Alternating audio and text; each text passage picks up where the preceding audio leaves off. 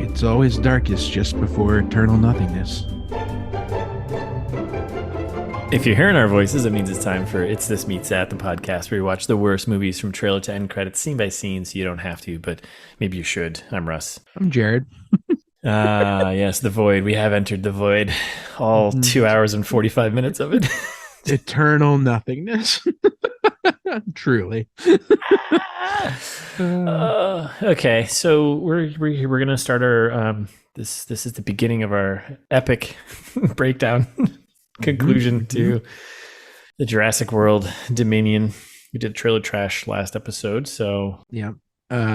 Listeners will know that I am famous for being a liar, and so when yesterday, just to preface things here, we watched this movie together in person for the first time in a while, in person, ever, in real life, for this form of the podcast. That's true, I guess, because we only back in 2019, right? Like way early 2019, mid 2019, I think we were recording your place.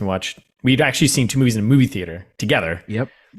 And then which go listen to those episodes, the archive episodes. Yeah, came out a couple months ago. But since then, the other 60, 50 some odd movies we've done, right? I think we're at 50 something, 55 maybe. We have watched separately. So however many movies that is. But anyway, I just want to call it a little special note. Yeah, special moment. Yeah, this is a nice little treat.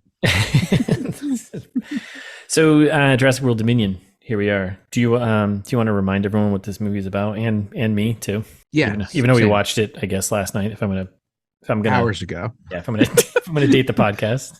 yeah, not long ago. So the premise here: 4 years after the destruction of Isla Nublar, Biosyn operatives attempt to track down Maisie Lockwood, while Dr. Ellie Sattler investigates a genetically engineered swarm of giant insects. So now it makes sense. Most of that. Yeah. I didn't see the second one, so I didn't see the fall of Isla Nublar there. So right, the old fallen kingdom. But now it makes sense. So yep, exactly. And there were in fact genetically engineered giant insects. Yes. At least in a small portion of the movie. yes. In about 5 minutes of the movie, they were like the most important thing in the movie plot wise, right? But they showed up twice. Yep, more or less. So our expectations from the trailer, how'd we do? I think actually we made up better stuff. Well, I think what we came up with didn't actually happen in the movie. Agreed. Except for we were exactly right that they did way too many nods to Jurassic Park. Mm-hmm. So we definitely nailed that. A lot of little wink, nod stuff. Oh, too many. Too much. But besides that, I agree. We missed the mark. Yeah. No apologies. We missed the mark, but I think our mark was better. It was a better story. Would have been more interesting. Couldn't agree more. Listeners, go listen to the episode if you haven't already. Yeah. Trailer trash. If you're wondering what we're talking about. Go listen to that and then come back. Right. So we also watched the extended version. We should note that, right? Yep, that's true. How much additional? Was it 15, 20 minutes? It was like 15, 20 minutes. It was pretty significant. Like so 10% of the movie. Yeah, because the movie itself is like without the extended is 2 hours and 27 minutes. And I think it ended up being 2 hours and 45 43, or something like that. 43, yeah. So an extra 15 minutes ish of fucking a lot. nonsense. Mostly. Yeah. And so we won't know, listeners, and you might. What are the extra parts? Or are Russ and Jared just making it up? You tell us. Actually, I do know right off the bat. I know one 5-minute sequence set. I mean, it's pretty obvious. The beginning one? Yeah. That whole opening was definitely extended stuff. You think? I don't know, dude. I feel like they could I think whoever's in charge of cutting this together was like, no, this is the most important scene in the movie. The only reason why I know is because I saw it in like the trivia stuff. So damn it. Yeah. In interviews. I guess it was just like clips shown, like thrown around, and then they cut it for the actual theatrical release. So, but it's like 5 minutes of stupidness. So we'll get to it. All right. So quick info. So this is directed by Colin Trevorrow. You know who he is, right? No. So I was looking at his credits, and I know his name, and you probably have heard him because he was supposed to direct Star Wars part 19 there, part 9. Oh, Rise of Skywalker. And I guess he had a completely different idea. Actually, the script he had, I think leaked online. You could probably still find it somewhere. It was kind of a crazy. It was called Duel of the Fates, and it was like some. That sounds fun. So I didn't realize though that he's only directed 8 things. The movie that kind of put him on the map was this indie movie with one of the Duplass brothers there, and Aubrey Plaza. Oh, Mark Duplass and Aubrey Plaza. It's good. I like it. It's like a small indie movie about this guy who's kind of they think he's crazy. I saw this time travel thing. Yeah. It's goofy, it's quirky, it's good. Yeah. And then he went right from that. So before that, he did a couple shorts, a documentary. And he went from that in 2012 right to Jurassic World in 2015. Like, holy shit! Like, what a shift, right? Huh? Okay. So he did this book of Henry beat a battle at Big Rock, and then which is just short, and then he did Jurassic World Dominion, and I think he didn't he do this? He didn't direct the second Fallen Kingdom. Looks like you executive produced it, huh? Oh yeah, J. Bayona. I don't know who that is. So yeah, that's why it was good. Probably. So yeah, wow, so he's definitely like somebody's buddy or paid somebody or like because you don't go from you don't go from that to this. Going from I don't know, from India. I mean, it happens. Like, I mean, look at the guy who did the Spider-Man movies. Watts there. Like he did a couple of So yeah. That's how you do it, right? And then someone's like, okay, yeah, you know how to structure a story here. But then it's like you direct that first movie, which makes $1 billion, and it's like, all right, well, yeah, we're gonna have you still involved with it. So right, okay, yeah. So, anyways, neat. So, who wrote this thing? So, screenwriters, we have Colin Trevorrow here, Emily Carmichael. They did the screenplay. Okay. Who's Emily Carmichael? What's she done? Pacific Rim Uprising. That was the sequel, I think, right? Oh, I didn't see that one. Yeah, that was 2018. Other than that, she's written a bunch of shorts, TV series. She literally did, what is this? 3, 6, 9, like 12, 15 shorts, and then right to Pacific Rim Uprising, and then another short, and then this. Wait, and she's directed stuff? Is it all just the shorts? Yeah, it's all the shorts. Yeah. Interesting. Okay, so so they explains something. So they did the screenplay, and then story by Colin Trevorrow and Derek Connolly. Now, Derek Connolly, yeah, who's this guy? He did the screenplay for Safety Not Guaranteed, so that's how they know each other, right? Michael Crichton's pen name. Yeah. So he wrote Safety Not Guaranteed, did the screenplay for Jurassic World, the original, then did all the Lego Jurassic World stuff, Monster Trucks, Kong Skull Island, right? Fallen Kingdom, did that. Pokemon, Detective Pikachu. So he's got like these big ticket movies on his thing here. He did that's why Smith was in this. Yeah. And then you can see him and Colin there seem to be kind of buddies here because they also worked on the story for Rise of Skywalker, the original, which they just got credit for, but the whole thing got scrapped. Right. Interesting. And looks like he's working on the Metal Gear Solid movie and some movie called Intelligent Life coming up. Boy. Yeah. Oh boy. Huh. So who's in this movie? Now this is gonna be a long list. There's a lot of people in this movie. Sure. I'm gonna go through it pretty quick, but here we go. So we got Chris Pratt who plays I'll interrupt you. Owen Grady. I know you will. Right now. Wait. Do you mean 2015 MTV Movie Awards Best Shirtless Performer winner Chris Pratt? Yes, that Chris Pratt. Wow. Huge get. Son of a bitch. He plays Owen Grady. Bryce Dallas Howard reprising her role as Claire Deering. Laura Dern returns as Dr. Ellie Sattler. Jeff Goldblum as Ian Malcolm. Sam Neill, Dr. Alan Grant. And some of the new characters we have. DeWanda Wise plays Kayla Watts. Hopefully I pronounced this correctly. Mamadou Athie plays Ramsey. Yeah, I think that's good. Isabella Sermon plays Maisie, the little girl. Campbell Scott plays the villain, Louis Dodgson, which is going to be a fun little fast fact in a minute. BD Wong returns as Henry Wu. Excellent. So production budget and box office. Total box office for this movie. You ready for this shit? Oh my God. $994,963,173.00. Just impossible. I mean, I'm not surprised, I guess, right? couldn't quite hit the $1 billion mark, but just a raptor feather away. Couldn't quite hit 287,000 fanatics, but pretty close. Pretty damn close. And then the split on that domestic is like 375 million here, and then internationally about 620 million. Wow. Wowie zowie. It's a big world out there. Yeah. Huh. Okay. All that on a budget of 165 million production budget. Oh, it's a bargain indie flick. Yeah, right. Wow. Okay. So What a profitable movie. like, yes, there will be more of these in the years to come. So, Oh man. Well, it'll probably be Dinos in Space, so I'm cool. yeah, with which we talked about, right? Dinos Right, in Space, exactly. Which we will write that script for you, Universal. Yeah. The future of the franchise. Yes, actually, I have the first draft sitting right here. Dinos in Space. Perfect. And just so we all know, Rotten Tomatoes score this sits at 29%. It's dropped 1% since we did the trailer trash. It's possible. So it's down to 29%. Audience score is 77%. So I don't know. I don't know what y'all are doing. Fix yourselves. Yeah. Like, I don't. Why? It's What are bad. you doing? What are you doing? Unwatchable. So that's it. That's all the quick info. Any thoughts, any questions, any ideas? I think what I was getting at earlier when I started calling myself a liar and Yeah. I was wondering where you're going with that, and you kind of just disappeared. Yeah, I just kind of trailed off. Yeah. No. What I was getting at is a little bit more quick info, BTS quick info for the listener here. Right. I don't usually take this. I was like, oh, Russ, this will be a quick episode when we were starting to watch the movie last night.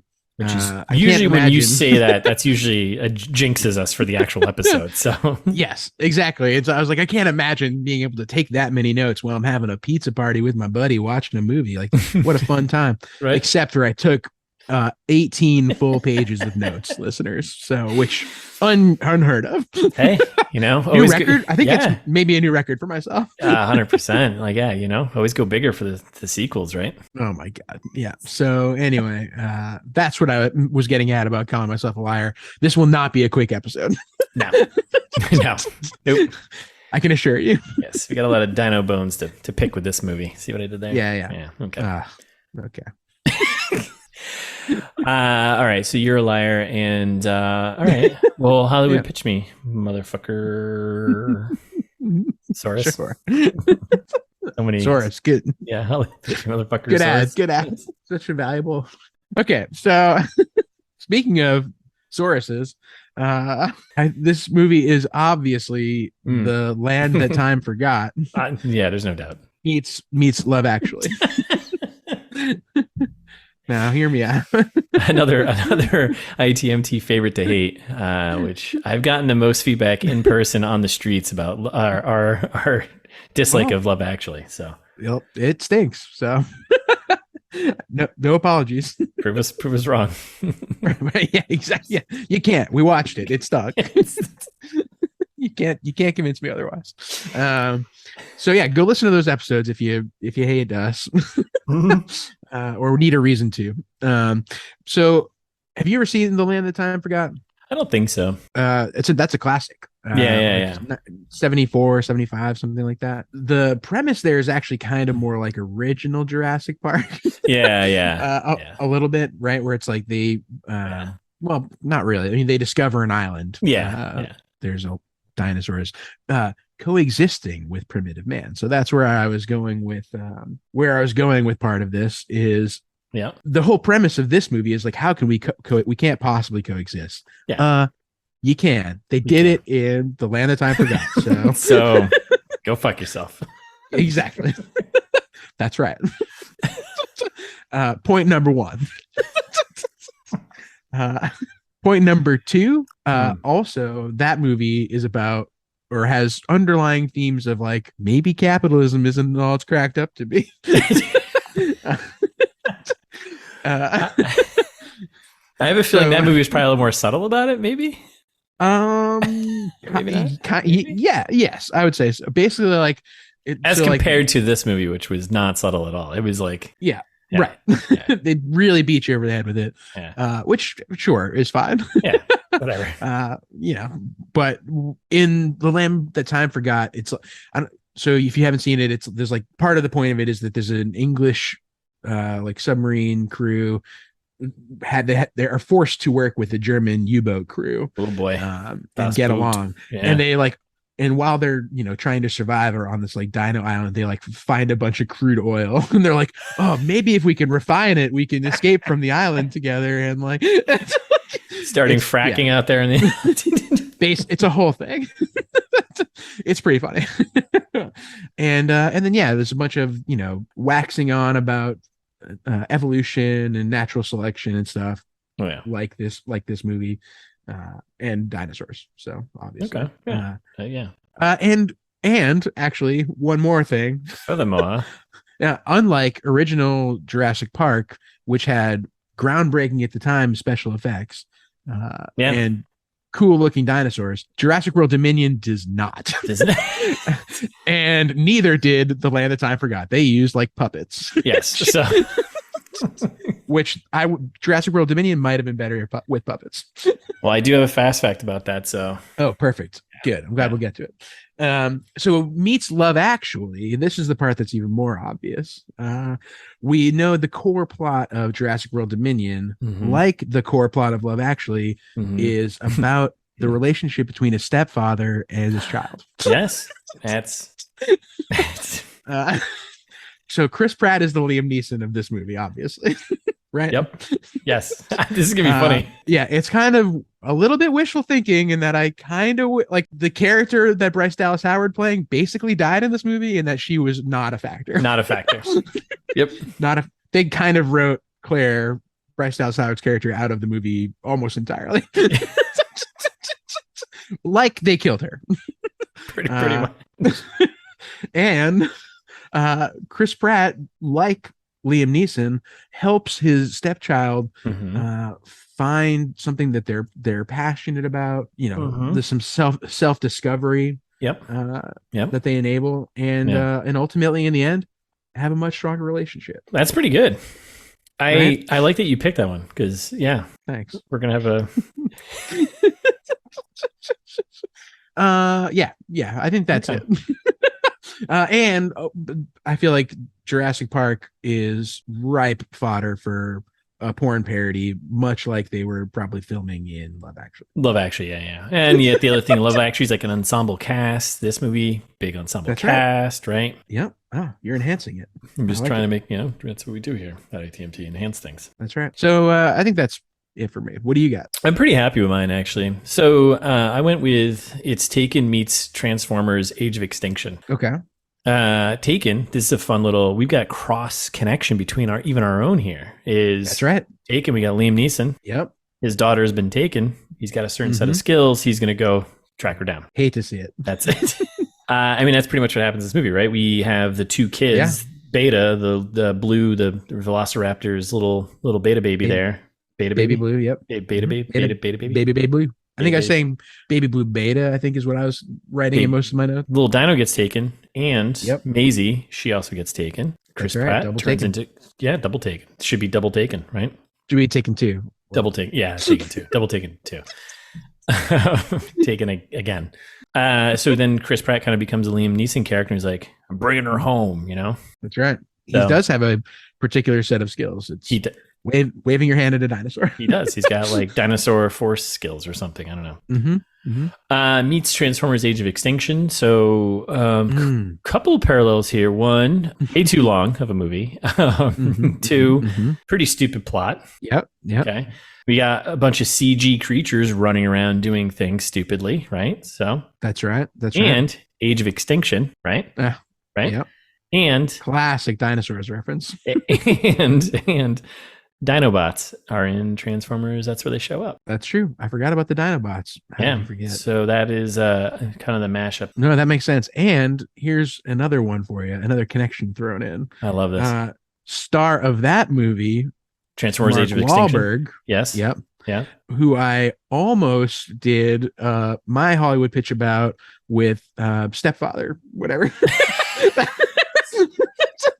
Stepdad or whatever that movie. Yeah, yes, you know the movie I'm talking about with Mark Wahlberg and Will Ferrell. Yeah, yep. Look at that. It was almost my Hollywood pitch. We would have double crossed over, I guess, if I hadn't used Love Actually. We would have had a double taken situation. That's right. I would have had one either way with you. I don't know. We knocked this out of the park. Yep, I couldn't agree more. All right, so it was good. I think we did good. Good job, team. I don't need your approval. No, you do. It's okay. All right, so thanks, Daddy. God damn it. All right, fast facts. You ready for this? This is gonna be probably medium facts because they're All right, so I went through and like I dug up all the fast facts and trivia. There's like 400 plus entries on IMDb of trivia. I'm going to be disappointed if there's fewer than 11 here. I think there's 9. Okay, good. People kept writing quotes from that actors had said, which was like the same quote over and over again of like, oh, Chris Pratt said at the MTV News thing, like, this is going to be the best movie ever. And then it's like a bunch of quotes about the old cast and the new cast saying how awesome and they can't wait to work with the other, you know what I mean? A lot of Instagram posting. So we should also note that this movie, we've kind of done this movie already. The Bubble, which we broke down, is a direct parody and satire of this movie because this movie got shut down during the pandemic. That's true. And The Bubble is literally making fun of this movie. So yeah, brings and it's it all a back. shitty dinosaur movie. So yeah, which there was a fun quote from Colin Trevorrow who like someone asked him like, oh, what'd you think about The Bubble, whatever, because it was clearly making fun of this, and he's like, oh yeah, I thought it was great. I love those guys, of course, because that's what they all say. But his big gripe was that those weren't dinosaurs in The Bubble. They were dragons. That was his big gripe. Fair enough. That was his big gripe. I mean, The Bubble also stunk. Terrible movie. Go listen to that episode. That would have been my second gripe. Would have been like 2 gripes. Yeah. 1, they're dragons, not dinosaurs. 2, come on. Doing a lot of promoting of ourselves in this episode, which I like. Yeah. Sometimes you just gotta go listen to The Bubble. Oh, actually, and that's another little good callback to my pitch, The Land That Time Forgot, and this movie and our podcast. A lot of self-referential things here. Like they do like a thing at the beginning that they bring back at the end and like, oh my god, that was the thing the whole time. That we do that all the time. Yeah, we're good with calling stuff back. Sorry, had to get it out. No, it's okay. Sometimes you gotta. All right, fast facts. Here we go. You ready? Yeah, fact me, daddy. All right. God damn it. Colin Trevorrow has revealed that this film is actually going to have more animatronics than its predecessors. This is tying into your comment from the time before Land Forgot, whatever it's called. Sure. As he put it, we've actually gone more practical with every Jurassic movie we've made since the first one, Jurassic World, obviously. We've made that's more why they all look progressively worse. We've made more animatronics in this one than we have in the previous 2. Okay. That's a benchmark though. Like I'm sure like the first one was like 100% CG. Second one's like 99% CG. This one's 95%. Like there was definitely moments you could see where they had like the locust things was definitely animatronic. Little. Sure. Yeah. Those looked pretty good. Yeah. Those are fun. Yeah. More practical, right? Yeah. We're practical fans. All right. So this one's a long one, but this one's going to blow your mind. All right. You ready? Okay. So veteran actor Campbell Scott. He joined the cast of Jurassic World Dominion as a key character from the original Jurassic Park. This is an awesome fast fact, and it gets real dark pretty quick. Okay. So this actually came from Collider, the online movie blah whatever. So sources say that Scott will play Lewis Dodgson, right? Lewis Dodgson was the mysterious man in the red shirt and sunglasses who provided Wayne Knight's Dennis Nedry with the fake can of Barbasol shaving cream to store the stolen dinosaur embryos in Jurassic Park, the original movie. You remember that scene? Sure. Yep. So that character was Lewis Dodgson. Weird. Yeah. So in Michael Crichton's original Jurassic novel, Dr. Lewis Dodgson was the head of product development at genetics company Biosyn, a rival of InGen. Yep. Biosyn is not mentioned in Steven Spielberg's Jurassic Park, which finds actor Cameron Thor playing Dodgson. So the guy in the original Jurassic Park who hands him the that's this actor Cameron Thor. This is where it gets dark. Oh no. Thor is now a convicted sex offender, which is why the role has been recast. Oh. Dodgson also played a large part in Crichton's sequel, the character, The Lost World, though the character did not appear in Spielberg's 97 movie. In Jurassic World Dominion, Dodgson has been promoted to CEO of Biosyn Genetics. Right. How was that for kind of fun? How was that for a fast fact, huh? There's a couple in there, pretty right? good. Yeah. I like that. That was nice. Yeah. Spicy. Yeah, except for that sex offender guy. Yeah, that's fuck that guy. But. Yeah, that's he's on a controversial stance. We don't like sex offenders. Yes. He's on a map website somewhere. So yeah. Kind of fun. We're testing out a new little sub segment of fast facts here. It's gonna be called Awkward Quotes. Don't call it a sub segment. No, just call it a segment. I don't. Yeah. Awkward Quotes. Chris Pratt was so psyched about having Jeff Goldblum, Laura Dern, and Sam Neill participate in Jurassic World 3, as they were calling it originally, saying, just in case you hadn't seen the news, it's finally happening. Get ready for what is absolutely, without a doubt, going to be the biggest, baddest, and best movie of the franchise. He was right. Yeah. Baddest is... It is the baddest. I agree. Yeah. Yep. I mean, he did say best right after baddest, which seems like a contradiction. Contradictory. Yeah.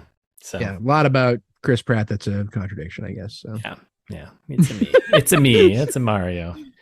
It's a me, a Pratria. Quick one. At 146 minutes, this will be the longest Jurassic Park film to date.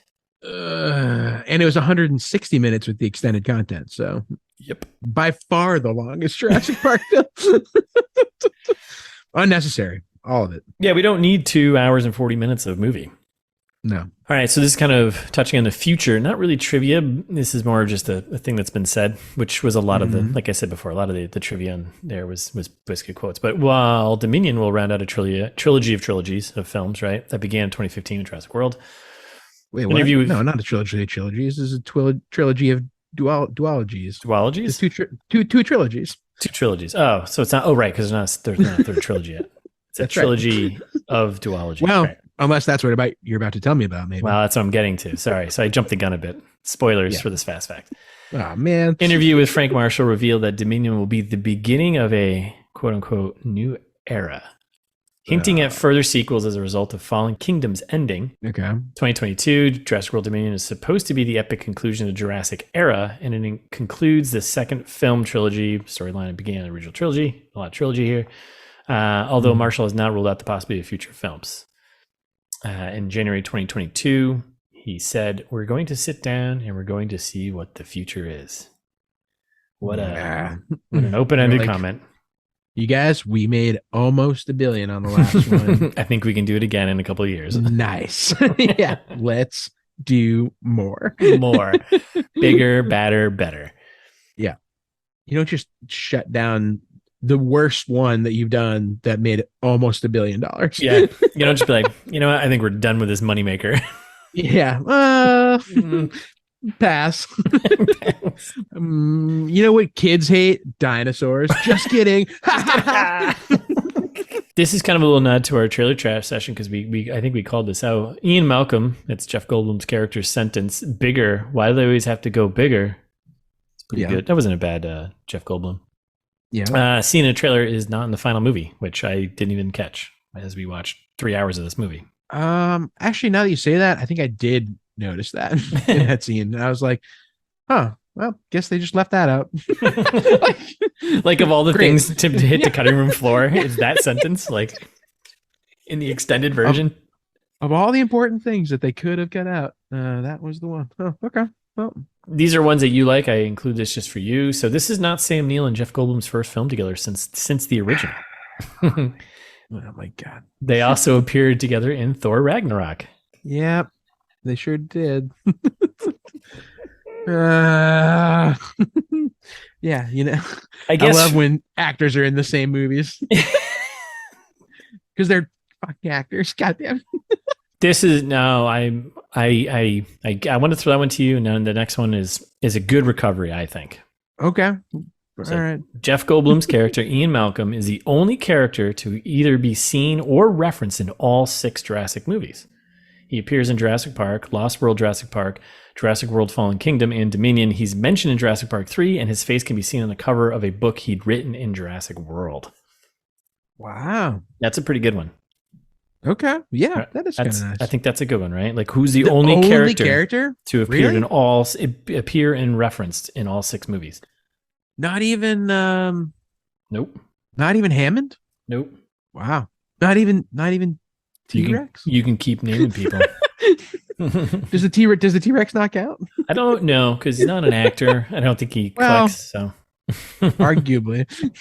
So coming back to the extended version, we watch what stuff was in the theatrical cut and what wasn't. Yeah. Colin Trevorrow initially intended for the prologue footage that we saw in the extended version to act as the film's first 5 minutes before deciding to remove it for the final cut. So, yep, better left on the cutting room floor. yeah. It was completely not needed. So we'll get to it. Yep. And then this is one of those ones. The main characters, last one, main characters from Jurassic Park, our original trio, and Jurassic World, our new crew, right? Sure. I didn't realize this. They didn't meet until an hour and 45 minutes into the movie. That makes sense. Yeah, I guess now that you think about it, right? Huh. So, Oof. Yeah, slow. And that's probably not based on the extended cut either. That's probably based on COVID. The theatrical release. Probably shot. No, I mean, like separately. Well, yeah, but like think like it was probably even further in the movie that we watched. That's true. Oof. Anyways, Woof. So that's it. That's all your fast facts. You've been facted. Thanks. Feel better now? I did. Now I feel worse. All right. Well, we got 2 hours and 45 minutes of movie to get through. Let's do it. This will be a quick one. Yeah. God damn you. All right. So we open up. We get to the Universal logo. We get Amblin Entertainment. Yeah, Amblin. And then it opens with this 5-minute prologue here, which at first I was like, is this Colorado? Is that the Colorado River? I was like saying things. I'm like, this doesn't make any sense. What's going on right now? It's very like Lion King Savannah-esque, like sunrise over the mountains. Yeah, and we get the initial swarm of bugs, right? There's insects that are swarming around, right? Kind of thrown in there. We got a brontosaurus or brachiosaurus, whatever. They're just chilling. You get some all the sources, all the pterodactyls, right? They're all it's a dino kingdom right now, right? Yeah, it looks awesome. When dinos ruled the earth. Get a little dino, in a cave, cracking eggs, whatever. And then we get a dino fight, right? A big, kind of setting up our two big players who are going to come back at the end of the movie. Yeah, which you looked up, right? In this opening battle, right? It's a T-Rex and this badass mofo, the Giganotosaurus. Giganotosaurus, yeah. Giganotosaurus, right? Sick name. Yeah, carnivore, walks on 2 legs. Its name means giant southern lizard, so maybe they were in Savannah. Oh no, owing it to being found in Patagonia. Oh, of course. It's listed as one of the largest terrestrial carnivores, although its exact size has been debated. They're between 39 and 43 feet long and weighed 4.2 to 13.8 tons. That's a huge scale. That is a big, big difference there, bud. a little bit. Yeah, fascinating. So get ready for random dino facts throughout the episode. So I can't wait. I hope you actually stick to that. I'm going to do my best. Yeah, I really like the way that you spelled pterodactyl. Pterodactyl. Yeah. I think that's pretty close. Yeah, for sure. Yeah, I just missed an O in there and a Y. And a Y. And, yeah, it's fine. Yeah. I was added a couple extra letters. Yeah, you're good. Phonetic. It's phonetic. Hey, you're good. Pterodactyl. I'm telling you, you're good. Thanks, man. These are notes. You grammar checking my notes right now? This is gonna be a long episode. This is how this is gonna go. Yep. Sure. So I think the Gigabitosaurus takes out the T-Rex, the Terabytosaurus Rex, which would be bigger. And then we get like the dinosaurs dead on the ground, and we get the shot of the mosquito. The mosquito. That's right.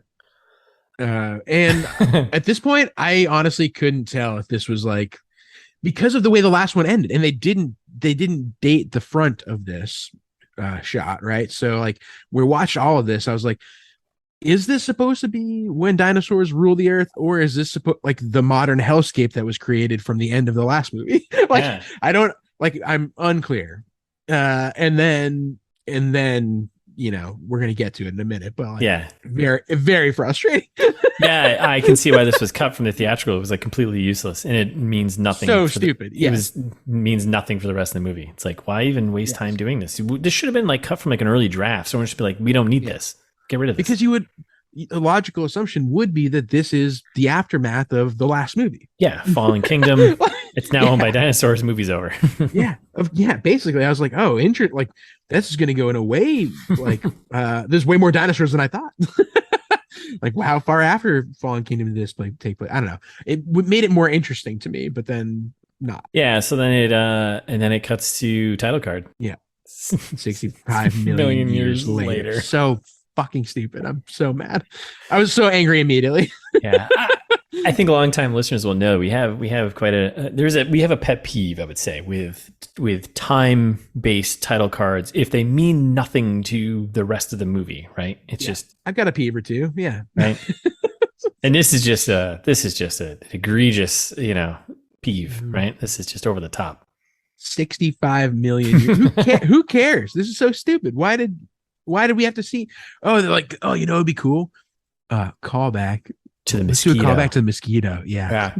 Well, that's kind of, oh, sorry. That's kind of like this sets the tone for the way they did the callbacks to the original movie, though. They kind of did this, right? They don't show you the whole thing. They're just like, oh, that's the mosquito. There it is. Remember the mosquito from like, you're in the theater and your friend's like, that's the mosquito. Like, yeah, I know it's the fucking mosquito. No one cares. Gives a shit. Yeah, they just did a bad job of it. Like they did for the rest, of the movie. You're exactly right.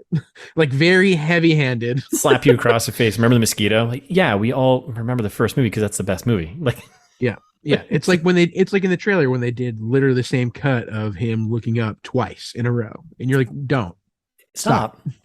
I mean, no, don't stop. I mean, stop, don't stop. We should reverse that. That's right. Stop. Strike that. Reverse it. All right, so here we are, 65 million years later. We were at a drive-in. Yep. And so we got a. Sorry, you threw me with 65 million years later. I was like, wait, they had drive-in 65 million. So we're in present time, or actually 4 years in the future from the last movie. So we're at a drive-in. Yep. So we're at a drive-in, and we got a T-Rex just shows up, right? Yep. Helicopters are like tracking this T-Rex is kind of how it opens, right? Like, well, it opens with the old drive-in, like, let's go out to the gate and let's go get some, that little thing. But you can hear in the background, like, like choppers are coming in. We got the T-Rex kind of now messing things up. People are terrified. Get your popcorn. So this will be our first reference to. Maybe Colin's got a little chip on his shoulder about Star Wars, because this will be the first of 3 George Lucas / Star Wars references throughout the rest of this movie. Probably, which seem completely like, wouldn't you do a Spielberg reference? Like, if you're gonna, I think it's just so weird. Like, why? I think it's just the writing of them. I think he's doing that maybe not intentionally. Like, oh, you know what? I'm going to throw in his Star Wars. I think it's like it's like, oh no, this is just good writing. Like I'll just reference other things that were done. I think he just has a hang up about the Star Wars thing, and I think he's just a big Lucas fan, which of course a lot of people are for Star Wars. Sure, so the movie, the drive-in movies they're watching, there's a little sign off the side is American Graffiti, which was Spielberg's. Sorry, Lucas's not his first movie, but first successful movie. Yeah. Kind of founded Harrison Ford and stuff. And then it's American Graffiti and Flash Gordon, which Flash Gordon is like a inspiration for Star Wars. So that's like one of, I think, 3 or 4 throughout this movie. It's just very strange. I'm like, why? Okay. Maybe he's just trying to be like, you know what, guys, you ditched me for that Star Wars movie, but guess what I made? Jurassic World Dominion, kind of, What a horrible thing to brag about. Yeah, right. I made $1 billion almost. Almost. Yeah, almost. Not quite. All right, so we get this helicopter. It's in there, drive in, everyone's freaking out, and helicopter's taking some shots. I completely missed this, but did it actually hit the T-Rex and take it down? Yeah, no, it didn't take it down, but I thought they missed. They kind of missed, but I think it's implied. I mean, and it is obviously implied later because of later, but it's implied that they win. But yeah, you're right. It's definitely not clear. This movie isn't in the business of being good. No. The business of making millions of dollars. Yeah, but it's implied that the helicopters catch the T-Rex and save the day. And then we cut to not a title card, but the title logo, I guess. Little title card. And we just get just the famous, circular logo with the T-Rex bones, right? Which is cool. Yeah, great logo. All right, so then we cut to like a news break. And this was... At first I was like, is this like a training video for like new Jurassic World employees or something? Like, it was so weird. It was like a Vice, like, out there doing investigation, you know what I mean? Like reporting. Yeah. Well, it was Now This, which is like a very frustrating social media company. Is that real? Now This? Yeah. Oh, okay. So it's that. It's that. Yeah. And basically this whole scene is, it was a shit ton of exposition, just catching you up on all of the things that have happened basically in Jurassic Park World, all the movies, pretty much, right? Like, yes. That's all it was. Like, if you've never seen it since Jurassic Park. Oh, okay. Well, that's good to know. All right. There have been many attacks by dinosaurs on people. DNA. So when Isla Nublar erupted. Oh, okay. Well, I guess we're they captured most of the bigger creatures, but a bunch of them, and they stuck them in a park, and now there's a new park. And then in the meantime, there's a dinosaur black market that sprung up, and Biosyn, which is a company that you'll now be hearing about from here on out, created a sanctuary to use the dinos for big pharma. Oh, okay. What? Oh, okay. Wow. Great. Is there a more subtle way you could have gotten all this information to us? Like, yeah. Nope. No, this is the easiest way. Then they put up a big screen with like a survey question that's like, what should can people and dinosaurs coexist or whatever? I love and it's like, we should destroy them. It's like the great answer. It's such a great poll. It's like 42% or 38% were like, destroy them. Top answer. Meanwhile, there's a human clone on the loose. Wait. Like literally they said that in the movie. And they're like, and ultimately, should we be responsible for dinosaurs or let them go fuck themselves since we created this mess? It's the worst exposition of all time. Oh, it's so bad. I mean, I guess they can get away with doing it because they did it in a format of like a news channel. Like, so it's like, okay, sure, they gotta they can dump all this information. Rapid fire, yeah. Yeah, it was just like, this is so. But all of it, like they made sure to hit every important plot point, like especially just the end. They're like, also, there's a human clone. Wink, wink. Pay attention to that. What? In case you miss Fallen Kingdom, Russ. Yeah, is basically what the movie said. Oh my god. It's like, yeah, it was like important notes here. Corporate Biosyn human clone. Got it. Okay. See where this movie's going. Mm-hmm. And then they cut to like the scene of the big underwater guy. Yeah, give me a fact. Boom, here he is. The Mosasaurus. Mosasaurus? Oh, because he splits the ocean like Moses. So we also have a lot of gripes towards the end of this, but we'll get there. So the Mosasaurus. Let's see. Here we go. Fast fact. Here we go. So Mosasaurus is a massive aquatic dinosaur, which we know, and the largest of its species. Okay. Its name means lizard of the. Is that? How's it? How do you pronounce that? Muse. I think a Muse River. Yeah. Muse River.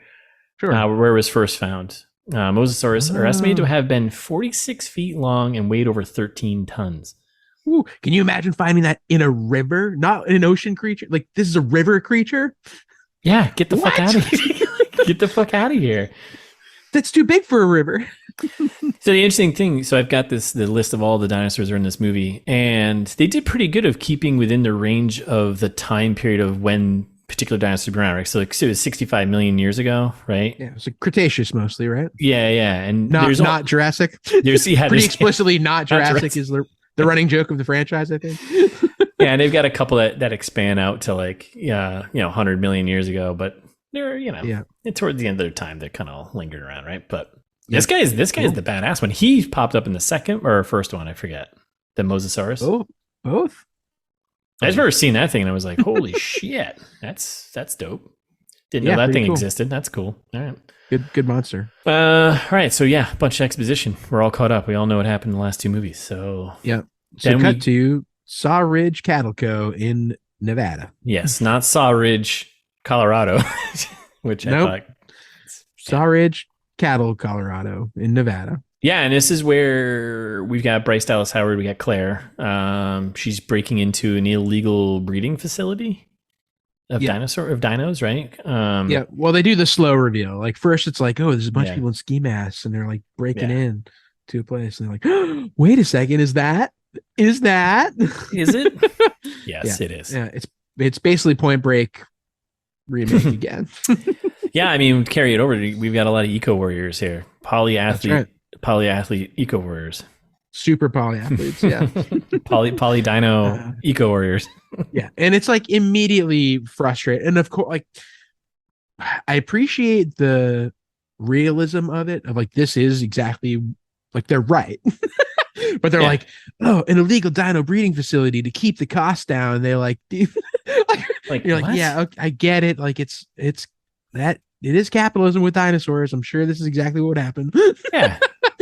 But yeah, I mean, we do with cattle, so why wouldn't we do with a dinosaur, right? Like, yeah, the point of Jurassic Park was to be a magical dino land. That goes awry, That goes right. Yeah, I want it to be a monster movie. Don't talk about the costs of running a dino breeding facility. Like, I don't care about that. I mean, the original Jurassic Park. I mean, it I mean, it touched on. Oh no, right? It's absolutely a criticism of that. Yes, Yeah, but it does it so smart. much. Yeah, it's not talking about the costs of running a dinosaur breeding facility. It's like, I don't need that. I don't need a. I don't care about this. So they're breaking and they're stealing a dino, right? Yeah, exactly. And they're like, oh, this is the thing too. Like they're talking about dinosaur agencies that we don't care about. They're like, oh, well, the DFW takes a bunch of time to investigate things. Like we need to save this baby dino right now. This little one's sick. And you're like, what's the DFW? I don't care about this either. Like, I know you're never going to explain that to me. Yeah. So they, So did they successfully steal a dino? Yep. So they did, right? And there was a big chase scene, and car chase, like the guys who were security. Yeah. Justice Smith is the getaway driver here. Rolls up in the van. Yep. And then they load in the dino. Yeah, they do the whole chase. This is from the trailer where they do the Triceratops toppling just trucks and stuff. Yep. Yeah. Pretty cool. Yeah. And that with everybody good? No. What? So then they have a next morning, they have a chat about like the three of them, right? It's her two sidekicks here and Bryce Dallas Clare there, right? And it's a little bit of it's so this is like a weird, I don't know, like this, I feel like this thread gets lost the rest of the movie. Like this is her, her eco warrior kind of, thing, but I feel like that kind of just disappears the rest of the movie, right? Like yes, her being this eco warrior she just becomes not a character in the movie, right? Yeah. After this point, it's like, oh, cool. Yes. This is its story in of itself. Like this is like a But they just kind of were like, and it like ties in pretty well with the last one. But yeah, this one they were like, oh well, I guess we just won't make her a character in this movie. They're like, they thought about it, they flirted with it at the beginning here, but this scene really is just a vehicle to tell you that Justice Smith got a job.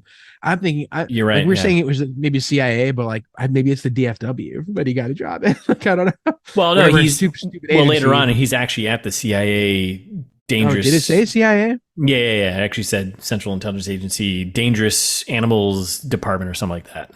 Maybe that's what DFW is. Maybe it's like dangerous fauna, dangerous fauna, something or water. I don't know. Yeah. Who cares? Fuck this. I hate this. But that's the whole premise. They're like, I got a real job now. I got to get out of this eco warrior game. I can't do it anymore. Are you really saving these dinos because it's the right thing to do, or is it because you're trying to absolve yourself, Claire? And Claire's like, oh, well, yeah, like trying to give her some motivation and conflict of like, what's she doing? What's her purpose, right? Which just exactly, I think, disappears for the rest of the movie. So yeah. And then she's like, we need an expert for this situation. I've got a guy. So then we cut to Sierra Nevada, right? And to queue up for basically the stuff from the trailer, right? We get the snow horse chase of the dinosaurs, right? Pratt and his gang, very Western vibe. They're chasing after these dinosaurs. Yeah. By the way, I hate the name Grady. Chris Pratt's character, Owen Grady. So I just called him Chris Pratt the whole time because I was like, I'm not going to write Grady. Ugh. Yeah. Or sorry, Owen. His name's Grady out there. Well, that's his last name. Owen's his first name. I know, but Grady is what you're going to want to. Yeah, you always go with the last name, right? Easier to call people. Yeah, like I call you DeLuke. You call me Cap. That's right. Capass, whatever you call. That's right. Yeah. Yep. Abbreviated versions of people's last names. That's what you're supposed to do, right? That's right. Mm-hmm. Yeah, cup ass over there. So this is the stuff from the trailer, right? So they're on their horses, snow-covered Sierra Nevada, right? And chasing after. Yeah, very harrowing. Yeah, they want it to seem like it's harrowing, and like Chris Pratt's like, yeah, dinosaurs. Yeah, it's like what. So now this is gonna be fun because we called this out in the trailer. We're like, yeah, this seems like a good idea. Chasing after these dinosaurs with a lasso. I feel like those dinosaurs are gonna be probably much stronger than that. Doesn't make any sense, right? So the ones that look like Dickheadosauruses, they're actually Parasaurus. Yeah, Parasaurolophus. Is that you feel it? Parasaurolophus. Yeah. Parasaurolophus, right? Yeah. So in this one, large herbivore dinosaur that walked on two legs. A lot of them did. Its name means near crested lizard. Okay. Not quite crested lizard. near crested. Its name means dickhead lizard. Now, it became one of the most successful groups of dinosaurs during the period. Fossils were first found in Alberta, Canada. Yeah. They're 33 to 36 feet long. Okay. And weighed between 2.5 and 4 tons. So I don't know if a lasso around its little horns. Yeah. Yeah. Well, yeah. Because I mean, let's say you're lassoing a horse. Like a heavy horse is like what, 3,000 pounds? I don't know what horses weigh. Anywhere from 900 to 2,000 pounds. So so it depends on the breed and age, whatever. So let's call it 1,000, right? That's right. Yeah. Maybe let's call it 1,000. Comparatively, large horse breeds will most likely weigh between 1,700 and 2,000 pounds. So what's a ton? Ton's like it's not 1,000, right? It's like I think it's 2,000, isn't it? It's 2,000. Is it 2,000? I think so. Yeah, I'm no mathemologist, but I believe it's 2,000. Is it spelled TONNE or? No, I think that's the metric. I think it's a metric ton. We don't want a metric ton. We want a real ton. Yeah, an imperial ton. Yes, thank you. The way it's supposed to be. Yeah, an imperial ton, please. The way the Lord intended. Yeah, how much is a metric ton in pounds? Because that's what counts. 1 metric ton is 2,204 pounds, basically. Fools. So let's call it even. So 1 ton is an even imperial. Okay. Well, but a cow, I just looked up a cow, can be like 2,400 pounds, which you also lasso. So yeah, but 2.5. That's still only a little more than 1 ton. I was gonna say but at least it's better than half a ton horse that we're saying here. So weighed between 2.5 to 4 tons. I mean, we're getting heavy math here because come on. You can lasso a full ton. Let's just say it's 3 tons. That's 6,000 pounds. That's right. I wonder how many stones is that? How many stones is stone to? Probably 50. Well, we do have British listeners, so yeah, right. 1 stone is 14 pounds. So I mean, that's right. Yeah. So for the listeners, we're saying these dinosaurs weigh about 429 stone. So now you've got a horse that weighs somewhere between 1,700 and 2,000 pounds. Let's just call it like 100 stone, maybe at most. He's gonna. Can something that weighs about at least a ton to a ton and a half less slow down something? Can it do that? Right. When a lasso really is used for like a metric ton. Yes. And then I'd be curious about like how fast are they traveling? They were both traveling around the same speed. So you could get to, if you match the speed and you get around its neck, maybe the tonnage you could slow it down. Yeah. Maybe. Yeah. So anyways. Pratt, so they're chasing after like, I don't know what, there's like 10 of them, 15 of them. Yeah. I don't know what they call these dinosaurs. Like kind of like a murder of crows, right? What is it called? Like a fucking pack of dinosaurs. A bag of dicks. A bag of dickosauruses. Yeah. So and Pratt lassos one. And of course he gets pulled off his horse because we've just done all the math, right? Like that thing moving at a certain pace, right?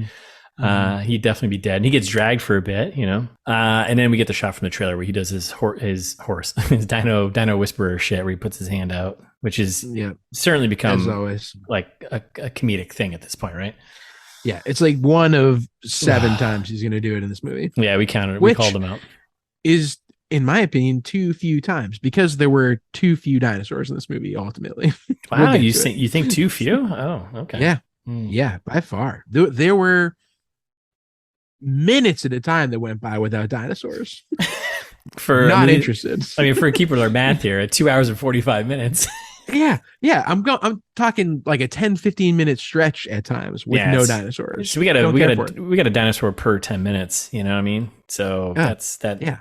It's not enough. So Chris Pratt basically is like, oh, well, this is gonna be don't worry, dinosaur. We're going to get you someplace safe. This is when Ty said Chris Pratt looks old, which I noted. Because I was like, he looks regular, I think. Yeah, he's 40. But then she clarified and said mature. So Thank you. Yeah, I could see that. And so they saved one. They saved one. Here. The important part is they didn't save most of the dinosaurs. The important part here is they didn't save any of them. That's right. That's right. So they save one. They're kind of walking it back, and then we get some bad boy cowboys rolling up. This all feels like a weird Western. It feels like a It is so far. And they're on the other side of the river, and they're like, you got the guy with the tattoo in his face. He's just like, yeah. Where you going with that? Where you going with that pretty dino? You know what I'm saying? Yeah. Poaching's 3 to 5. That's he's pretending to be an officer. Yeah. And I was like, what is this movie? Is this a Western? Because they change genres quite a bit. And then the guy's like, he flashes a badge and he's like, Department of Fish and Wildlife. I'm like, yeah, there's no way the Department of Fish and Wildlife has been this cool. So, that's the DFW that they were talking about earlier. Oh, there it is. Department of Fish and Wildlife. And then Chris Pratt calls them out and is like, well, dinosaur bone powder goes for $3,000 an ounce. So that's what, $500,000 for that penisaur you've got there. And they are talking like this, by the way, like they're in the South, like they're like Southern cowboys. Right. And the guy's like, your bones ain't worth nothing to me, which was almost the quote also. and then the guy next to him goes, hey, brother, you ain't lying. And then they suplex the dinosaur. No. Yeah, basically, yes. They all pull out guns, suplex the dinosaur with the guns. With the guns. And Pratt's basically like, he's like, go ahead. I'll pull the trigger. And his buddy's like, yeah, you better listen to him. You ain't lying, brother. And then we get the old, like, I'll see you around. It's like, no, you won't. Actually, okay, no, you won't. What? Well, I mean, they will, but... And then they continue to beat us over the head with more exposition of his actual partner from the DFW here being like, you never walk away from a fight before. They're like, those badges look fake. These are badges. That's not a knife. We don't need no stinking badges. Yeah. Okay. Yeah, exactly. Yeah. So anyway, but that guy's like, you never walked away from a fight before. And Chris Pratt's like, I got obligations now. I'm a family man since the last movie. You just spent like an hour or 2 hours of your life chasing down this Dickosaurus, and then to try to save him, you're like, meh. I'm a family man now. Oh my god. Let's go back to the ranch. All right, so then we're back at the old farmhouse here in Sierra Nevada, right? Yeah. And we get the clone walking around here. Referred to as the clone, walking around, trying to be human, chopping wood. That's weird. Mm-hmm. And then she hears a dino, right? And she goes biking. And so she heads into town, stops a little store quick. There's a lot of dinosaur scenery happening. It's not very interesting. Yeah, this scene with the old lady that was weird. I mean, I get it. They're trying to show that like, oh, she's like, she pops in a local shop. She's like buying some stuff. And like the lady behind the counter is just like, are you supposed to be in school? And she's like, I'm homeschooled. And she's like, you have a home? Where's your home? It's like, all right, easy, lady. She's like implying this clone's homeless. I mean, I think she's like I think maybe she's implying this clone is a clone. I think she's like, oh, maybe should I report this to the Department of Fish and Wildlife? The old DFW. Yeah. I'll be seeing you around here. Okay. I watched that news report earlier. There's a clone on the loose. Lady, shut your fucking mouth and just take the money. Come on, take the money and run. And then she leaves the store, starts biking home, stops at sketchy construction yard, logging yard. Yeah. At this point, I'm assuming that they're going to be exploiting dinosaur labor. Thankfully, they're not. That's what I thought. I was like, oh, that's a great way to move the logs around. Have the dinosaurs just drag them around. Exploit the dinosaurs? Yeah. They don't know. You don't know that they don't know. If they didn't like it, they'd say so. Oh, man. you speak English, dinosaur. I'll need you to carry them logs from there to over there. So was this a Brontosaurus or Brachiosaurus? Could be either. They're pretty similar. And she stops in, and we get some shots of some Brachiosaurus. Like it was more of just showing that, like, oh, dinosaurs are in this. They're in the world, and they're just doing their thing. Like they're just gonna. log guys here do they like lure it away with a flare. Like, and they're trying, like, the scene's trying to show that, like, well, some people, respect and coexist with the dinosaurs, and like, Yeah. they're like, we don't need to hurt them. We can just like, well, we'll just get it. We'll just lure it away with a little fire. I think she whispered in one of the guy's ears and was like telling him like how to like distract them and get them out of the way. Oh, maybe. Yeah, I don't know. But yeah, it's a Brachiosaurus. Do we want to do a Brachiosaurus facts or? Sure. Yeah, go for it. Let's make this longer than it should be, right? Yeah. Famous sauropod that many people know by name, which means arm lizard. Yeah. Okay. That's fun. Fossil remains were first discovered in the Colorado River, and they lived in modern day North America. Brachiosaurus had an extremely long neck and tail, measuring between 59 and 69 feet long, weighing between 28 and 58 tons.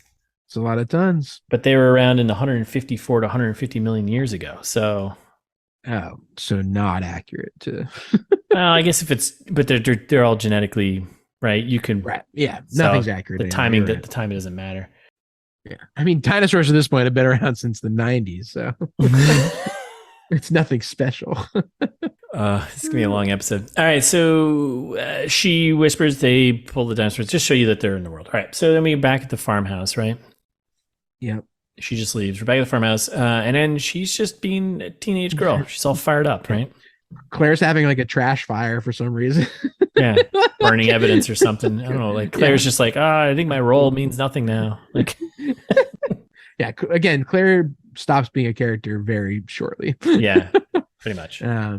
And so, basically, Claire's like, "Where'd you go?" She's like, "I didn't go past the bridge." She's like, "You're a liar. I know you went past the bridge." And they've had a big fight. And Maisie's point is like, well, how would I know what people do? The only people I see are you and Papa. Papa. Papa. And then also almost a quote from the beginning here. I'm not even a real person anyway. Not wrong, kid. Because she's a clone. She's a fucking clone. Yes. Right, exactly. So then Daddy Pratt gets home. They do a little home run handshake.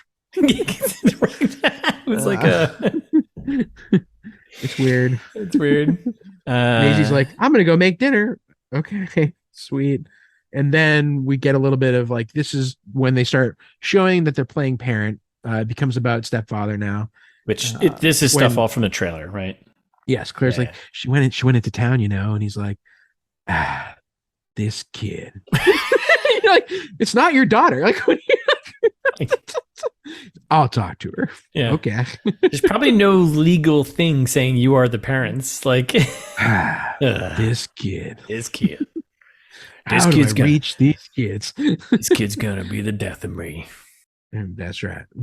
Ooh-wee. Which, by the way, he does switch up. Was he like this? Was he like this Western guy in the first two movies? No, I don't remember being like this. It's so heavy-handed. Like, he's just like, this kid, I'll be seeing Dakota.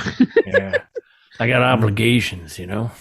It's like, is that a legendary dinosaur you just caught? And then it completely changes again. Out in the woods now. But yeah, so we got our eco-loving eco-warrior family. Yep, sure. And a clone daughter. There's nothing wrong with eco-warriors, by the way. And then we're in the wilderness, right? We're out in the woods. Yeah. Sierra Nevada, right?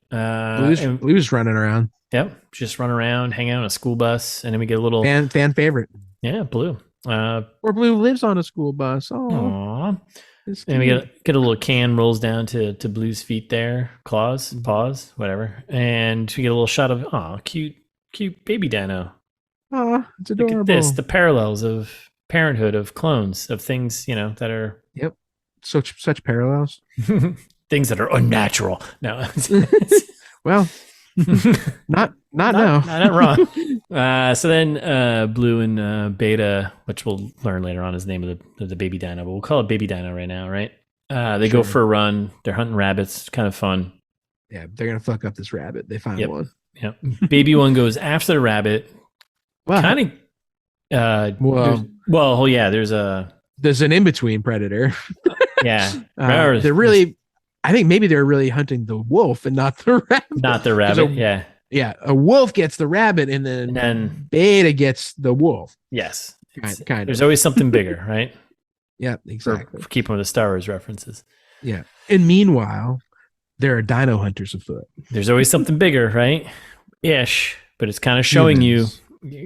just because you have guns doesn't mean you're bigger, right? Right. So there's two hunters hanging out, and you would think they were shooting the wolf, the rabbit, or the dinosaur. Dinosaur for sure. You think they were hunting a dinosaur? How would they know the dinosaur's good? Oh, they knew. They're people. That's right. They've got thumbs. Yeah. Humans are smarter than animals, than the rest of the animals. We are also animals, but the smartest ones. Top of the food chain.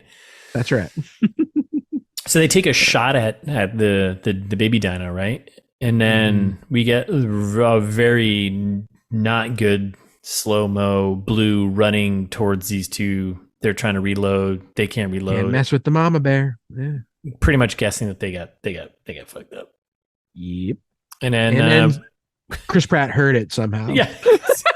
Like miles away. He's like a dino whisperer. He can hear this stuff. So he heard the screams of this attack while he's fixing his bike. And then it just cuts right to nighttime, right? Yep, it sure does. The fireside chat, right?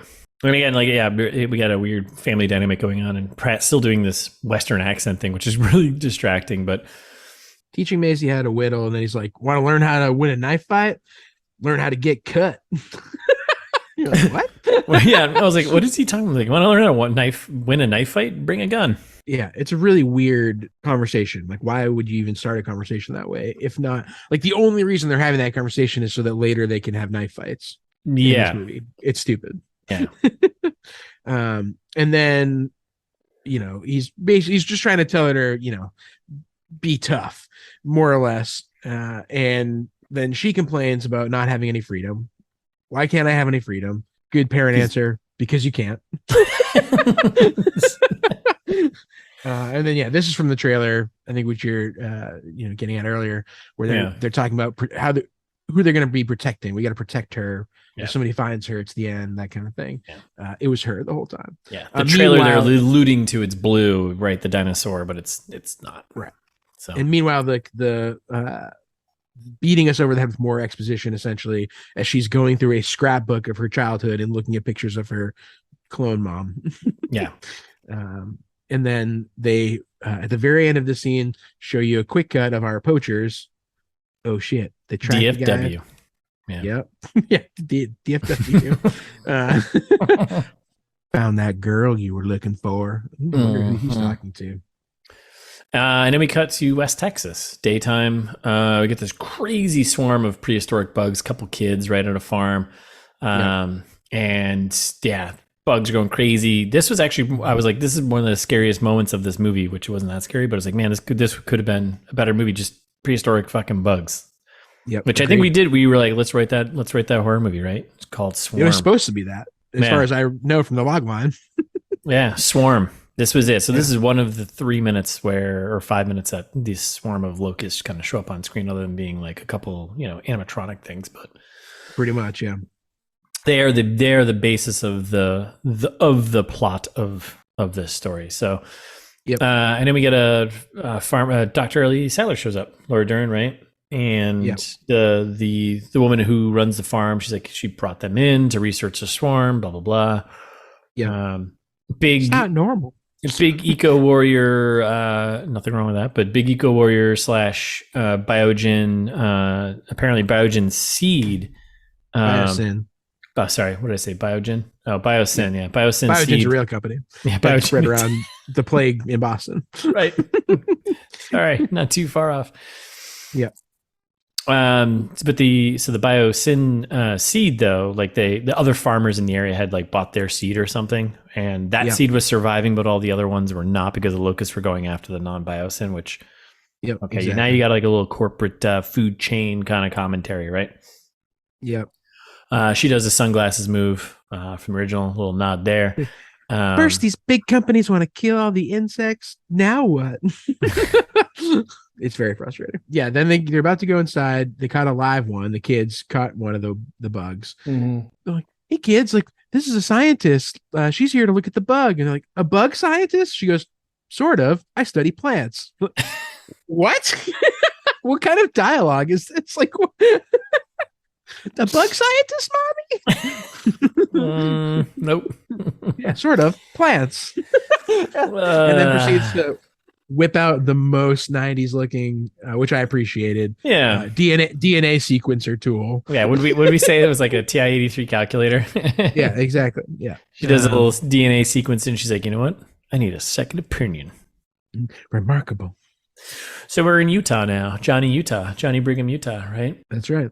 We get Dr. Grant talking to some kids. We get the old, feet walking into a, cave thing, your favorite thing. And he's talking to some kids, and these two girls just like, what does it matter? Dinos have been around since the 90s or whatever. Yeah, why are we digging them up? Science is about the truth in these rocks. What? Okay. And then we get a nice off-screen. You're gonna want to see this, boss. Yeah. And it's just Laura Dern.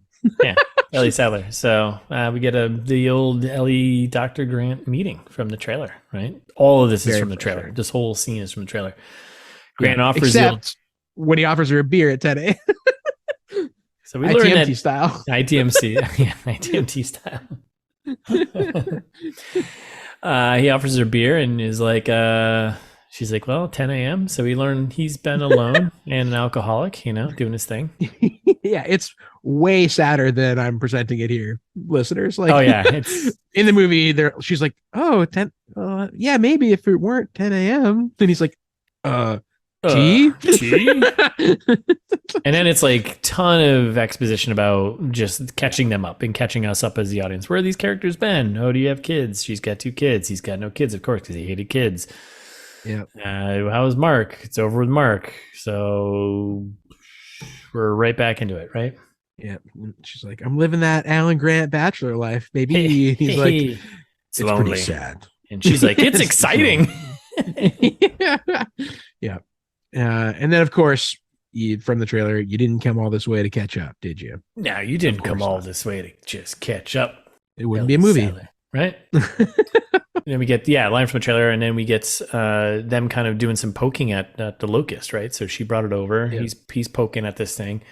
We get some more heavy-handed kind of corporate farming stuff. The theory we have right now is that Biosyn is behind creating these locust eat crops, so they own the food chain. That's what I got out of that, right? Yeah, basically. And then I love like this. Whoever was writing for Sadler's character is doing a crime in this movie. Like I feel like she wasn't the worst character in Jurassic Park, right? No, not at all. Like in this movie, she's the worst, and her dialogue is like, "If we don't stop them, you can pick your last 3 meals." What? Like, is that an expression? Steak, lobster, chicken parm. Yeah. Why last 3? Like why? Like why is any of this written this way? And he was like, "Haha, I will." It's so very frustrating. So she's trying to prove that Biosyn's behind all this scheme, and she's like, and you can be the face of this. You command respect. And he's like, what? Well, then he's doing like the old Western thing where he's like, I don't know, I'm all done with that crazy stuff. You can't get me involved, blah blah blah. And it's like a really quick turn now. And he's like, and she's like, well, I got an invite. 2 days away from retirement. Yeah. It's like, once I get these cattle across the border, I'm done. I'm going home. It's like, Jesus. Last day on the force. But he turns real quick, and it doesn't matter. So then we get that Goldblum's character, Ian Malcolm, has been working for Biosyn, right? Yeah. And he wrote a book, and he invited Ellie to go to some presentation of the book when whatever he's doing, right? Yeah. And apparently his title is now Chaotician. I don't. Which I was like, why would you? Is that like a person who studies chaos theory? But that's the stupidest name I've ever heard. If it's real, it's stupid. It's like polyathlete. No, chaoticians are in high demand these days. It's real now. What? So then we get the she's leaving and she's like, well, you coming? And we get the look from the trailer. The old head up. The look up in the eyes thing. So cut to the airfield where the U.S. Wildlife Relocation Facility, which well, it seems like it's mostly Biosyn. Yeah, it's like they're like shipping facility basically. It's had a very had a very other heavy commentary here, where like all these creatures are in cages and being shipped across. You know what I mean? It's like a little. Okay. Yeah. All right. Yeah. We got it. Lots of security. Then we get the old another heavy-handed Jurassic Park throwback. She's petting the Triceratops. Like they've they're like giving her a little tour around the shipping facility. Yeah. And she's petting the like, oh, you never get used to this kind of thing. Yeah, of course. All right. So then we're back at the farmhouse, right? Yep. Sierra Nevada. Baby Dino shows up, right? And Maisie, girl, she's doing some chores. Outside. Yeah, doing chores. Getting milk, getting water. Sure, milk. The girl starts talking to the baby. Yeah, you look just like Blue. Stupid. Dumb. Already dumb. Hate it.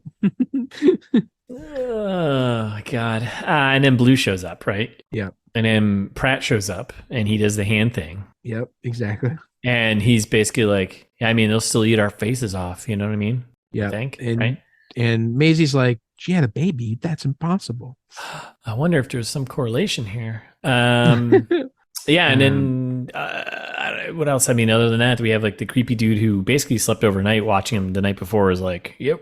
Yeah, pretty much. They're here. So basically, the premise here, Chris Pratt's going to go after her. He tells Maisie's like, I'm coming with you. She's like, no, you have to go in the house. Chris Pratt's like, you absolutely cannot come with me. Go back in the house. Yeah. That's when we get because Baby Dino runs away, right? Or right, exactly. Yeah. Yep. Pratt's gonna go after. And so Poacher Kidnapper has been watching all night, sleeping in his van, which good for him. Yeah. And give that guy a raise. Basically, Claire gets one more line inside when Maisie storms back in. You're not my mom. Is the essence of that. Yeah. Classic. And then we cut to outside to baby Blue, and Blue's like feeding the baby a fox, which is funny. Classic. Kind of. Yeah. I mean, that's, and that's when the baby goes into a trap. Yes. Classic dino trap from the poachers. Yep. And some guy shoots at Chris Pratt because Chris Pratt also arrives conveniently at that perfect time. Yes. So the wildlife, quote unquote, wildlife and fish, bros there, they steal the baby dino and they get the clone girl because the clone girl goes after. Right. They all get separated, blah, blah, blah. And then we come back to Pratt comes home, gets all fired up. Claire, he's like, they took her, God damn it. And then Blue shows up and because she's like, where's my baby? Where's my baby girl? And Pratt's like, more hand stuff. He's like, whoa. Hey. They took her kid too. Yeah, they took our kid. I'll go get all of our kids back. Yeah. Because dinosaurs can understand English. So, right.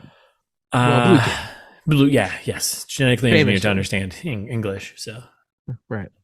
American English. So, and then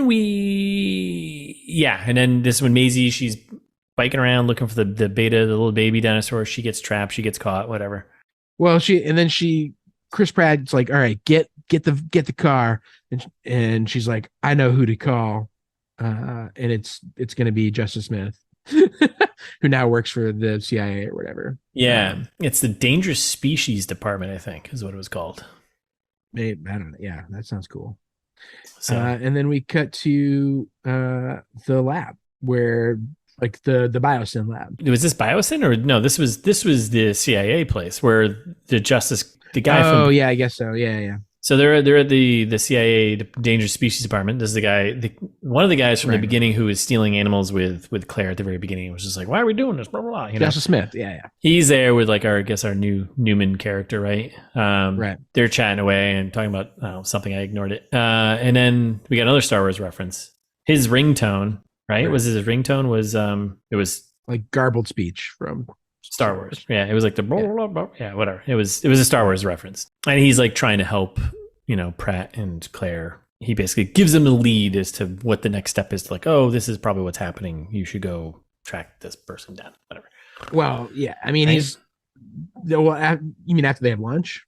Because they have the phone call. Oh, that's right. Yeah. And then they meet up and then they have lunch together. And Jesus, so much time wasted. Yeah. That's when, this is how you get an extended cut. So then they talk to Justice Smith they're like, oh, well, they took someone that we care about. And so that's when he does a bunch of exposition about the operations of all these things. It's very frustrating. He's like, you seem like good parents, don't get killed. It's very dumb. So then we cut to the Dolomite Mountains in Italy. Of course, as one does. Big Italy. As one does. Yeah, we got a lot of Italy fans, so yeah. Yeah, that's true. Tell us about the Dolomite Mountains. Yeah. Italians. Yeah. Just Biosyn. I hope they're dope. Yeah, is there a Biosyn sanctuary there? Because does Biosyn provide a lot of jobs for Italian? It sure does. And we get introduced to our other hero. I love this guy. Ramsey, right? Jerome from Cake. love this guy. And was in the Corked. Oh, okay. I don't. Uncorked. Is it corked or uncorked? I think it's uncorked. I don't know. But that movie about the sommelier guy was good. On Netflix, right? Yeah. I love that guy. Oh, and also the podcast turned also Netflix show, maybe. ITMT. Archive 81. That'd be pretty dope. Yep. Nope. Not that. Archive 80. Anyway, it's good. You should check it out. Okay. Yeah, it's fun. It's fun. All right. Anyway, love that guy. He's apparently going to be a main character now for the rest of the movie, kind of. Yeah. No, he's very important. He's very important with connecting everyone. He's an inside guy. More important than Claire. Yeah. Yes. Actually, yes. He's more important than Claire. Yeah, for the rest of the movie. And so immediately with this, when I say this is now back with Grant and Saller. And he puts them in a helicopter. And they're like, oh, okay, yeah, no, we're not quite at the sanctuary yet. This is the outskirts of like the outer sanctuary. We need to traverse this many different biomed sanctuary land. Yes. In order to get to the actual lab. It's basically just another Jurassic. It's just another island. It's just another. Yeah. Right. It's New Jurassic Park. It's New Jurassic Park. Yes. A ton of exposition about how the facility works, how the dinos exist, blah, blah, blah. Then we learn about the ADS, the anti-defense systems or whatever, like aerial defense systems. Like we learn about all this stuff that's going to be important later on. Apparently a ton of exposition. Just like it took the Department of Fish and Wildlife 3 years to catch the T-Rex, which is also a point that the T-Rex is now arriving from the beginning. Yeah. At the same time they are, roughly. Yes. And then we arrive, and this is from the trailer. This is like the facility is the big like underground, Avengers looking home. Yep. And then we oh wait, there was a quick Jurassic Park callback that was funny in the last little bit in the helicopter ride. Yeah. So also they alluded to the other big predator, not the T-Rex. They're like, oh well, for now, like we've got a Gigantosaurus or whatever thing. Yeah. Whatever that was. Giganotosaurus Rex. Yeah. Giganotosaurus. Giganotosaurus. Giganotosaurus. Thank you. And then they start talking about how they herd the animals remotely with implants. and Grant's like, isn't that a little cruel? He's like, do you know how much voltage was in the fences at Jurassic Park? And they're like, I do. Do I ever? Bro, did you even see that movie? Yeah, bro, were you in the 90s? Yeah, you were probably 10 when that movie came out. 5. Yeah, it's very frustrating. So anyway, then once we're at the actual lab, they were like started joking about how everyone's so young. Like Grant's like, well, everyone's so young now. Like, I'm an old person. Yeah. Yep. Always plays, I guess. Guess that's it. And then we meet Louis Dodgson, right? Yep. The Dodgy man himself. Yeah, who has got a very Tim Cook look to him. Very Apple. Yeah. Strangely like Tim Cook look. He does, look weirdly like Tim Cook. It's a bit much. And yeah, he's like starstruck with Saller and Grant, basically, right? When he meets him. Well, comes off that way. Yes. Yeah. I don't know about his true motives. Yeah, and then it was here where he goes on about unlocking the true power of the genome, blah blah blah blah. It's not for the money; it's for cancer. Okay, it's not. And then they kind of introduced that Ian Malcolm is there at the facility. That's who they're here to see, right? Oh yeah, I guess gather him up. He's a contrarian. Hate that guy, but yep, sure thing. And then we're in a lecture, like he's doing like a speech to like a class there, and he's doing his whole thing. He's got a leather jacket, his glasses. It's Jeff Goldblum. He's back, right? Yeah. Humans have no more right to safety than any other creature. Says it's like dinosaurs are like nuclear power. Kind of says you never know what you're gonna get. Kind of says the title of the movie. says Dominion. So I'm gonna call that like as from the trailer, trying to inspire the students here. You control the future of our survival. All of you, it's in your hands. Yeah, again, very on the entire theme of the youth of today has got to take control over our fix the climate, fix everything else. Sorry, we gave you this mess. you guys clean it up. Yeah, exactly. Lots of bold proclamations here, and that's when our heroes roll into the back and they're like, "Oh, hey, what up?" This guy hasn't changed in 5 movies. Yeah, same leather jacket. And the old gang's back together, right? So then we gotta walk and talk of the grounds, I think, right? Do the same, like, oh, how many kids do you have now? He's like 5. They're like, what? And Alan like reiterating that Grant has no family. And then they're like, oh, how did you two reconnect? And goddamn, again, whoever's writing for Laura Dern is doing her a gross disservice. Yes. That's because she's like, well, he slid into my DMs. Like, stop it.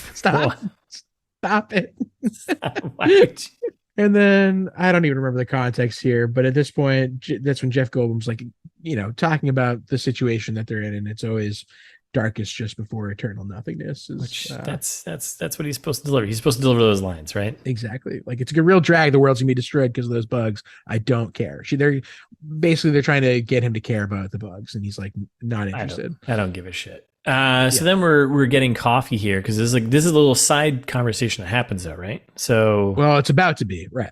That was the foreplay before the side conversation. Yes. So then we walk up to get some coffee. Alan Grant is clearly like a little fish out of water because he isn't. I don't want a cappuccino. Is there booze in there? Then can I have a beer? Can I have a beer instead? Can you throw a little whiskey in that coffee? So then he's having a conversation with the barista there, the guy behind it selling shipping the coffee. And then we got Ellie and Malcolm Goldblum and Dern. They kind of step off to the side and like have a little side chat, and there's like quick looks at there's cameras around and like they're being because like the coffee beans are being ground and the machines are all running, so now it's like extra loud so they can mask their. Now it's okay to okay apparently. So they're having a little side chat, and then we got Grant having this back and forth with the barista coffee guy, trying to be a little comedic relief here about Grant not being able to order coffee. It's stupid. We're pretty good at this. We're eagle-eyed here. We caught that the guy who was making the coffee, the barista, right. That actor is Ben Ashenden. Sure. Yeah. Sure. Right. Yeah. He, funny enough, was one of the VFX guys from The Bubble. Yeah, which he was in the movie where like the 2 guys who were playing the dinosaurs, who like everyone had to look at. They were in like the green screen stuff. Great movie making fun of this movie. Yeah, and by great movie I mean terrible movie making fun of this movie. All right, so then we're down. Awesome. Yeah, it's good. So then we're down in a biosyn science room, right? Well, a lab here because so in that little side conversation, which Jeff Goldblum gives an excuse to, they look so silky. May I touch this blouse? Silky. May I touch this blouse? And then he sneakily gives her the key to the downstairs where they keep the locusts. That's the whole like how they get to where they're going next. Yeah, we got some inside people. So Ramsey and obviously Ian Malcolm here, they're on the inside of Biosyn. They've been plotting and planning to kind of find some information. They've been in there for a while, integrated themselves, right? Ramsey is clearly, Tim Cook's right-hand guy here, Lewis Dodgson's right-hand guy. So we're down in the science room. That's right. Yep. Where BD Wong shows up. Yeah. Welcome back to the party, bud. BD long hair now. With BD long hair. Yeah. So they're chatting. And I think this is like they tried to give BD. They're trying to save BD Wong's character, right? Trying to turn him because like in the original one, he was the one who was part of just the whole problem. And he's like, we need to eradicate these and the locust, and we messed up. We need to eradicate him. And Lewis Dodgson there, Stephen Campbell, Tim Cook look like he's like, we can't own up to that. He's like, nah, we need to control it, man. So classic CEO, BD Wong's character lets out a weird Blue reproduced all on her own. And I was like, wait, what? I mean, they'll explain it later, but it's stupid. It's stupid then. Like, how? And then, yeah, basically, there's like, well, we invested billions of dollars in this. We can't just stop. Yeah. It's like the writing is really bad at this point. It's very on the point of like, yeah, of course, these are corporate decisions of like, well, we can't ditch all the billions of dollars here. Let's move forward and we're going to save lives. But in the meantime, we're going to lose a lot of, it's stupid. And great place for us to leave you hanging. Completely fucking frustrated. Yep. We're not even halfway through the movie. Nope, not even. So yeah, that's it. I don't know. Like we there's a ton of questions, right? Like, are these eco warriors going to win? Are the dinosaurs going to die? Are the locusts going to eat everyone? And yeah, will Grant have a family someday? Will the humans, come together and take over and overtake the dominion, the dinosaurs? Is Chris Pratt a good dad? We'll find out. so many questions. So many questions. So yeah, that's it for part 1. Thanks everyone for listening. We'll be back with part 2 on Thursday. Mm-hmm. In the meantime, now you can follow us on Instagram at It's This Meets That. We're ITMT Pod on Twitter. And wherever you listen, subscribe, follow, whatever you got to do. And while you're subscribing or following or whatever you got to do, you can also drop us a review. 5 stars would be nice. Maybe leave a comment. Reviews generally do more for the algorithm when they have words attached to them. So yeah, even if you just write something silly, that could be fun. That could be fun too. We'd appreciate it. Yeah, absolutely appreciate it. I'd also say more grassroots thing here. Groots? Yeah, a little Groots here. I am Groots. I mean, if you enjoy the podcast, share it with a friend. Share it with somebody, right? Like that's right. Just share it along to someone who you think might enjoy this. If you're listening to it, that's, word of mouth. Great point. That's the way we need to go, So yeah, if you enjoy this and you think someone else would enjoy it, send it to them. See what they think. Yeah. Tell a friend. I like that. Good policy. Yeah. Or you can tell us off. Send us an email. Absolutely. It's justmeetsthat@gmail.com. Yell at us about something or other. And if you forgot everything we just said, all that information and so much more, all the old episodes, everything you could ever want. We referenced a lot of episodes today. Go back, find them all on our website. It's thismeetsthat.com.